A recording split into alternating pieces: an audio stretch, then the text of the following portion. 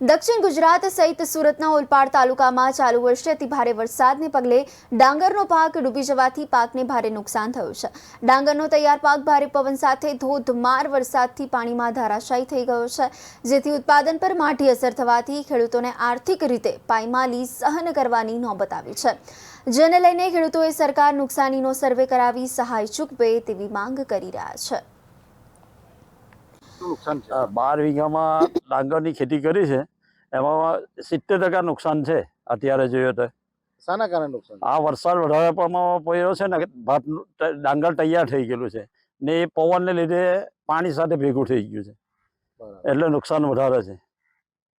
કેવી રીતે નુકસાન? એમ આ વરસાદ પડ્યો છે ના, પાણી ખેતરમાંથી નીકળતા નથી ને ભાત એકદમ આરું પડી ગયું છે, એટલે પાણીનો નિકાલ નહીં મળે અંદરથી। હું દર વર્ષે ડાંગર ચોમાસું અને ઉનાળુ ડાંગરની ખેતી કરું છું। કેટલા વીઘામાં ડાંગર બનાવ્યું છે? મારા 10 થી 15 વીઘા ડાંગર છે। કેટલો ખર્ચો કર્યો? 1 લાખની ઉપર। શું પરિસ્થિતિ છે હાલ?